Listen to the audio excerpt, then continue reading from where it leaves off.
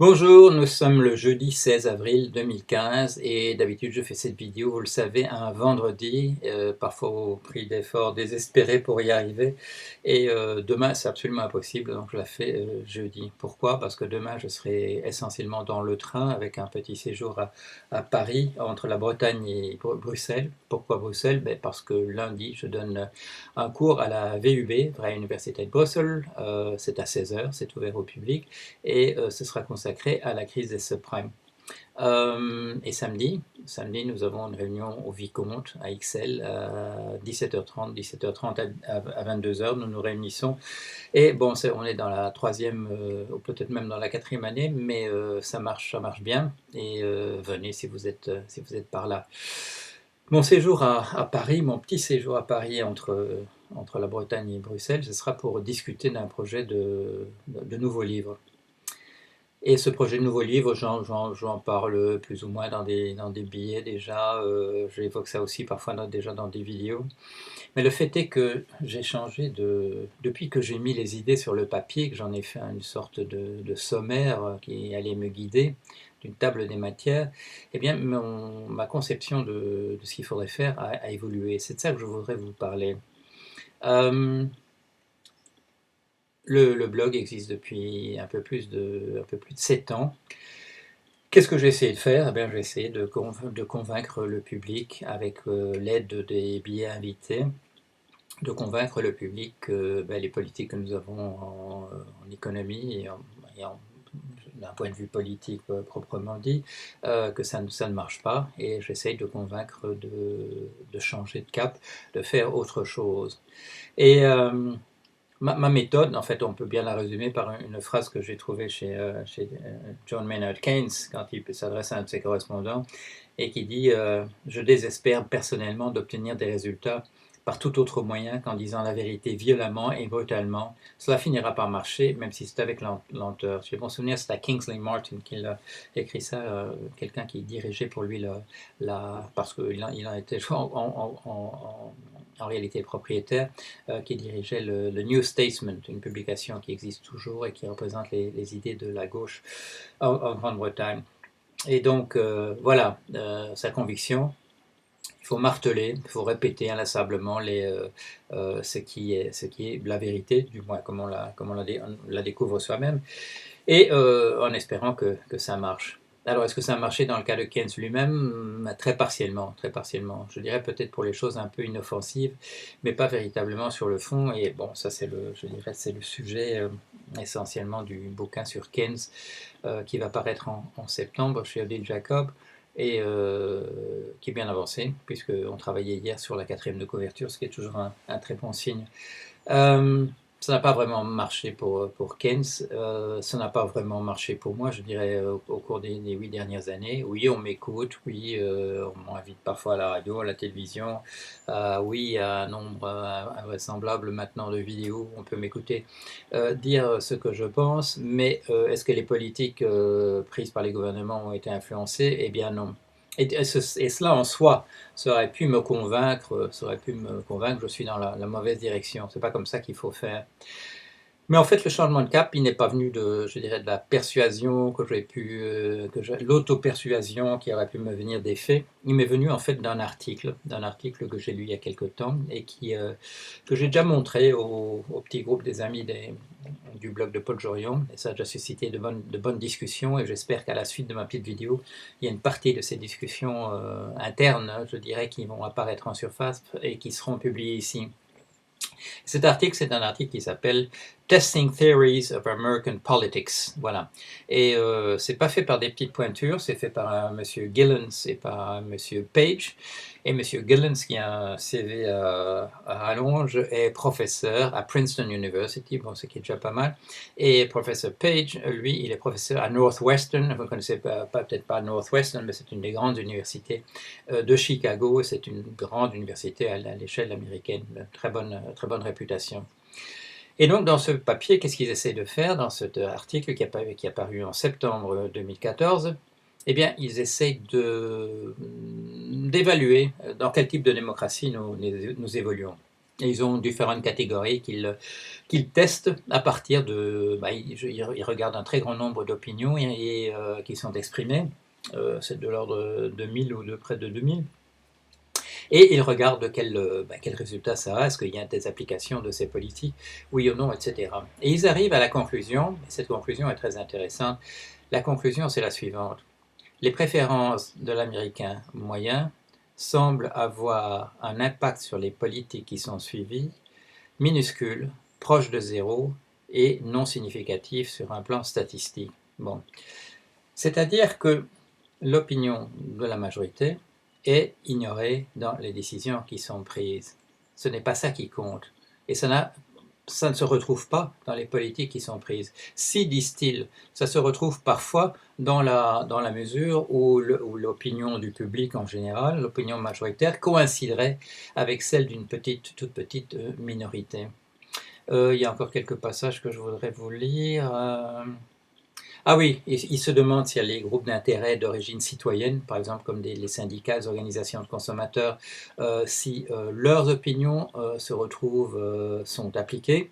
Alors il dit oui, oui, d'une certaine manière, elles sont appliquées. Le problème, c'est qu'elles ne coïncident pas généralement avec ceux de la majorité de la population. C'est que ces groupes d'intérêt, censés nous représenter, ont souvent des objectifs qui sont les leurs et qui ne correspondent pas à ceux de la majorité.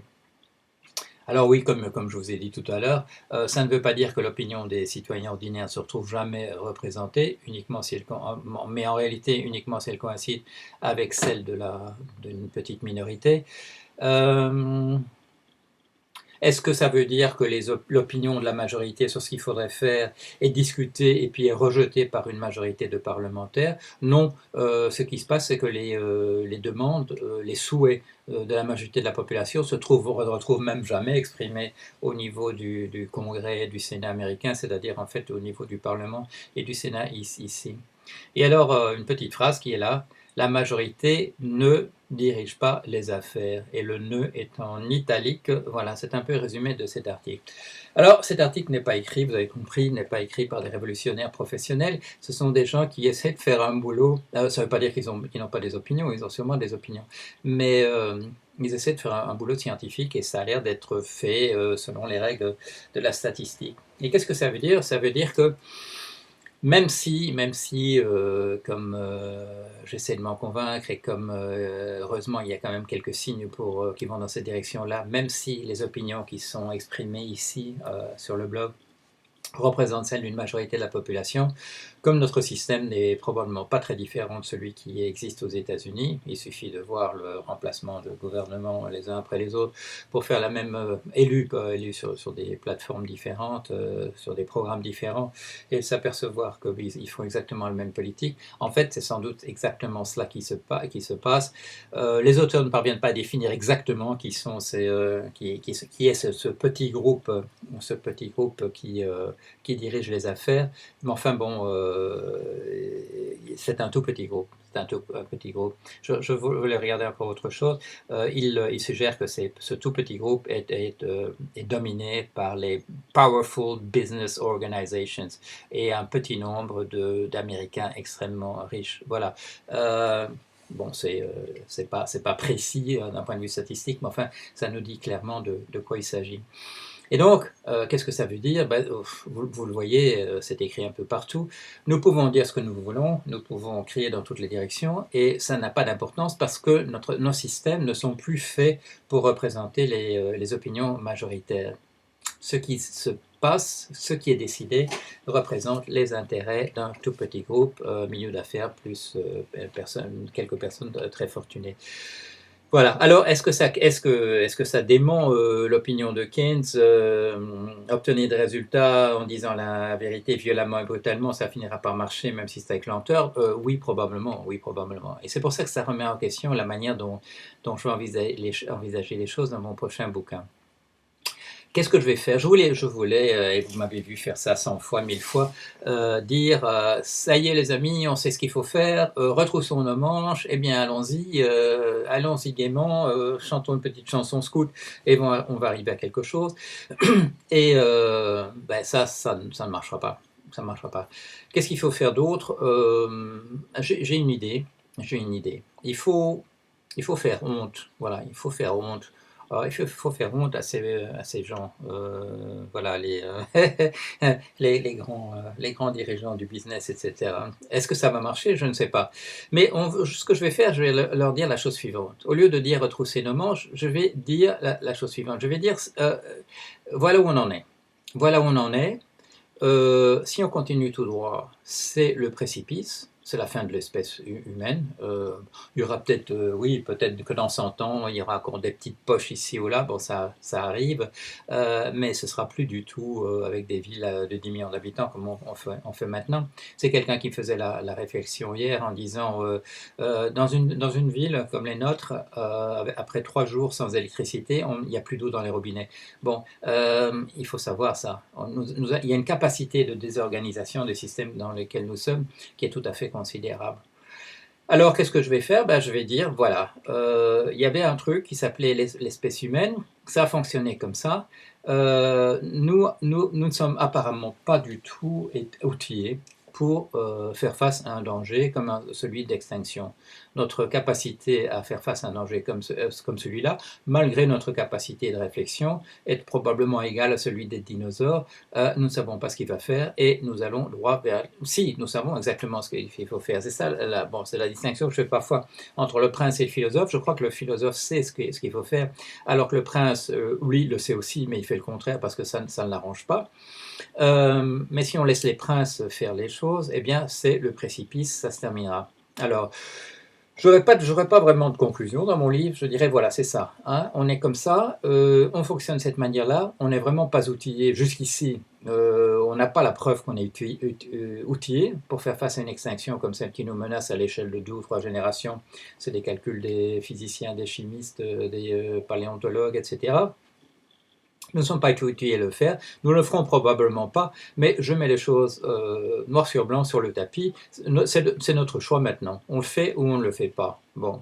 Avec l'idée de, non pas de, comme je disais, peut-être plus de convaincre les élites, entre guillemets, qui nous conduisent au précipice, mais leur dire, voilà la donne. Et devant l'opinion, si vous changez pas de cap, si vous continuez à faire toutes vos petites magouilles, votre électoralisme, vos machins, ceci, cela, eh bien c'est terminé. Voilà, c'est terminé. Le problème ne se posera pas après de savoir que c'est uniquement, je dirais, c'est uniquement aux yeux des robots qu'on saura que ces gens-là ont empêché que ça aille dans la bonne direction, que l'espèce survive. Et dans les livres que les robots écriront et qu'ils liront eux-mêmes, ils sauront que voilà, qu'il y avait des gens qui gueulaient et qui ne voulaient pas que ça se passe de cette manière-là, pour une raison, comme je l'ai déjà dit, je ne pourrais pas trop la justifier, mais enfin bon, c'est pas une sorte d'attachement, je dirais, sentimental à la race humaine, parce que les gens que j'aime bien y appartiennent.